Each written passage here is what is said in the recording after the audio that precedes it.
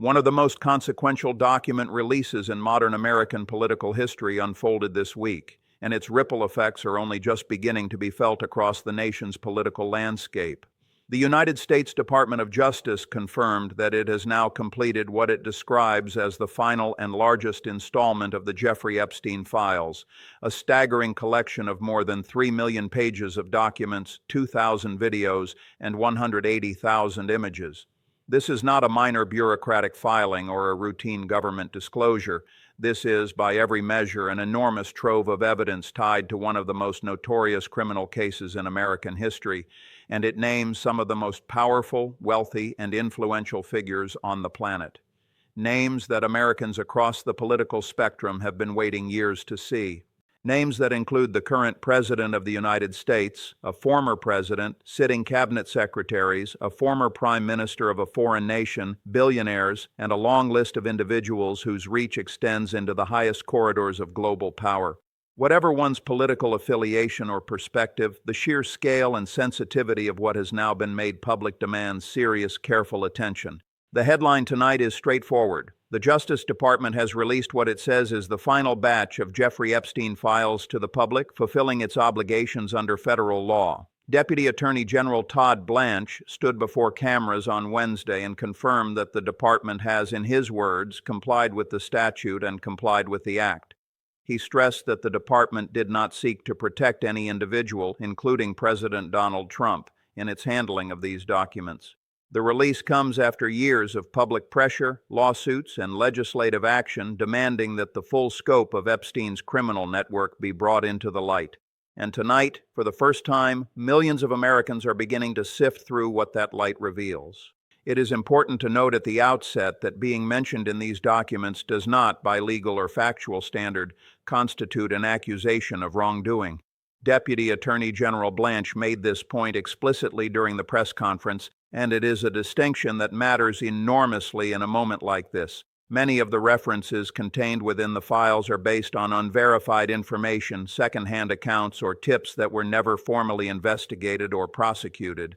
What the documents do provide, however, is a comprehensive and previously unseen picture of the web of contacts, communications, and relationships that surrounded Jeffrey Epstein for decades before his death in 2019. Among the most closely watched findings in this release concerns President Donald Trump. His name appears thousands of times across the newly released documents. In many instances, his name is mentioned simply because Jeffrey Epstein included him in emails sent to other individuals. Routine social correspondence that carries no implication of involvement in criminal activity. However, the files also contain something far more serious. An FBI document references a complaint filed by a woman identified only as Jane Doe, who accused President Trump of sexually assaulting her in 1994 when she was 13 years old. According to the FBI record, this accuser stated that Jeffrey Epstein was, in her words, angry that Trump was the one to take her virginity, and that she was also raped by Jeffrey Epstein. This individual had previously filed lawsuits against Trump, the last of which was dropped shortly before the 2016 presidential election. President Trump has denied these allegations on multiple occasions. The FBI document containing the accusation is part of a broader compilation of sexual assault allegations related to the president that was assembled by bureau agents in August. The full context of why the FBI compiled this particular list remains unclear at this time. Meanwhile, another name has drawn significant attention in the aftermath of this release. Elon Musk, the billionaire technology entrepreneur and one of President Trump's closest political allies. Musk made headlines in recent months when he publicly stated in capital letters on his social media platform that Jeffrey Epstein had tried to get him to visit his private island and that he had refused. Tonight, however, the documents tell a different story. Emails contained in the Epstein files show Musk actively attempting to coordinate multiple visits to Epstein's private island in the Caribbean. A 2013 email from Musk to Epstein reads, "When should we head to your island?" A year earlier, in 2012, Musk wrote, "What day would be the wildest party on your island?" Representatives for Musk did not immediately respond to requests for comment or any explanation regarding this apparent contradiction between his public statements and the documentary evidence now in the public record. Adding to the complexity of this release is the matter of Howard Lutnick, President Trump's Commerce Secretary. Just last year, Lutnick publicly recounted an encounter with Epstein at Epstein's Manhattan townhouse in 2005, describing it in viscerally uncomfortable terms. He recalled arriving to find a massage table in the middle of Epstein's home and said that after a brief and unsettling exchange, he and his wife decided they would never be in Epstein's presence again. Yet the documents released today reveal that Lutnick attempted to meet or communicate with Epstein on multiple occasions well after that 2005 encounter. A 2011 email from Lutnick's assistant to Epstein reads, "Howard Lutnick will come see you at 5 o'clock in the evening." That same year, an alarm entry in Epstein's records references, "Drinks with Howard Lutnick." Furthermore, in 2015, Lutnick emailed Epstein's assistant to invite Epstein to a Democratic Party fundraiser for Hillary Clinton that Lutnick was personally hosting. A spokesperson for the Commerce Department responded by stating that Secretary Lutnick had limited interactions with Epstein, that they occurred in the presence of his wife, and that he has never been accused of wrongdoing. To understand the full weight of this moment, it is necessary to look back at the long and deeply troubled history surrounding the Jeffrey Epstein case. Jeffrey Epstein was not an ordinary criminal. He was a financier of extraordinary influence who, over the course of several decades, cultivated close personal and professional relationships with some of the wealthiest and most powerful individuals in the world, politicians, businessmen, scientists, and entertainers alike. His network spanned continents and crossed the boundaries of political party and ideology. Epstein was first arrested in 2008 on charges of sex trafficking in the state of Florida. He entered into a controversial plea agreement with federal prosecutors, serving only 13 months in a county jail. That deal, brokered in part by then United States Attorney Alexander Acosta, who would later serve as Labor Secretary under President Trump before resigning amid renewed scrutiny, was widely and harshly criticized as extraordinarily lenient given the full scope of the allegations against Epstein. Critics at the time and in the years since have argued that the agreement effectively shielded Epstein's associates from prosecution.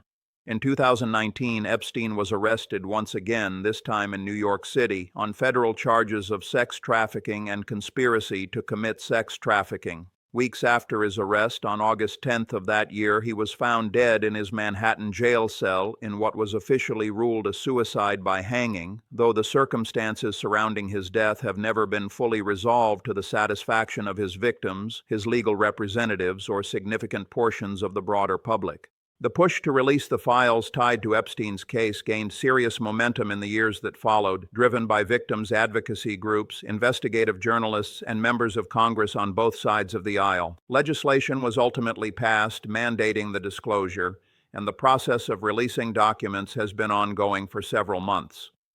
What made this particular batch, the final one according to the Justice Department, especially consequential is not only its unprecedented size, but the explicit confirmation from federal officials that the department considers its obligations under the law to be fully met.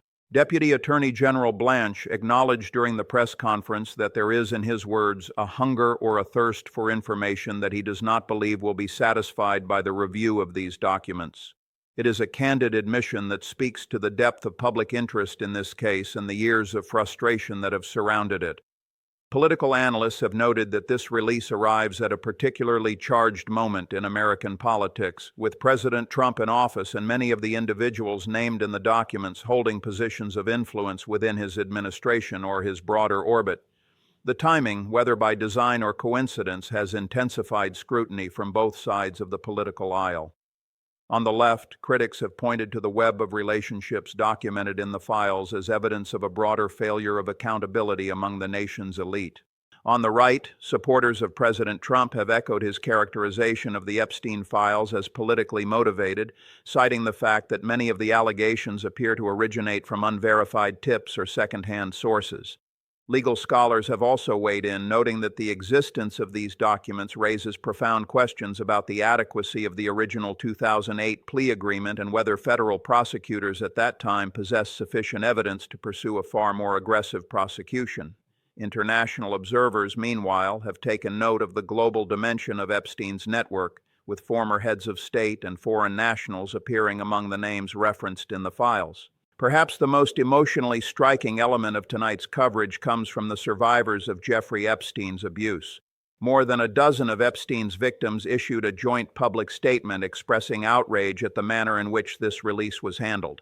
The statement reads in part, "This latest release of Jeffrey Epstein files is being sold as transparency, but what it actually does is expose survivors. Once again, survivors are having their names and identifying information exposed, while the men who abused us remain hidden and protected." The survivors described the release as a betrayal of the very people the disclosure process was designed to serve. One of the survivors who signed that statement, Jess Michaels, came forward publicly to describe her experience with the documents. Michaels, who says she was sexually assaulted by Epstein when she was 22 years old, spoke candidly about what she found when she began reviewing the files. She pointed to an FBI form known as a 302, a standard document used to record witness or victim interviews, and noted that 4 of its 7 pages were almost entirely redacted, blacked out to the point of rendering the document meaningless. She observed that in some pages the only text left unredacted was the name of a survivor, while the substantive content, the identities of the men involved, had been stripped away.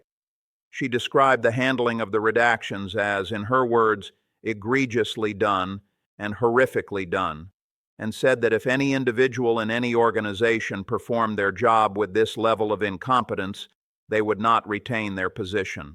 Looking ahead, there are several key questions that remain unanswered and several developments that observers will be watching closely in the coming weeks and months.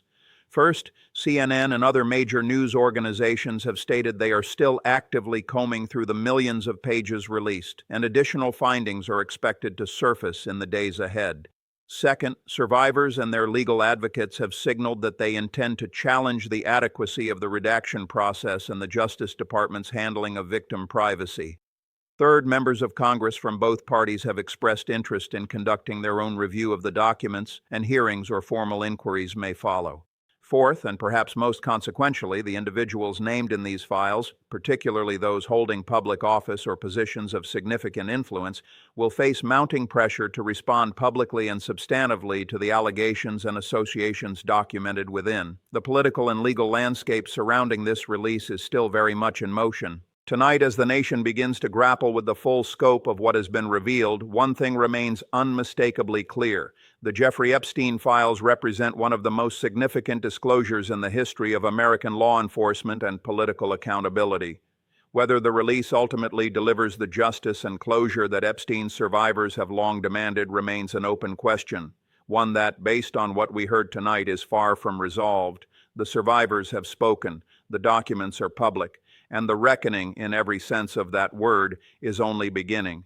This has been your comprehensive briefing on the latest developments in the Epstein files release. We will continue to bring you updates as this story unfolds.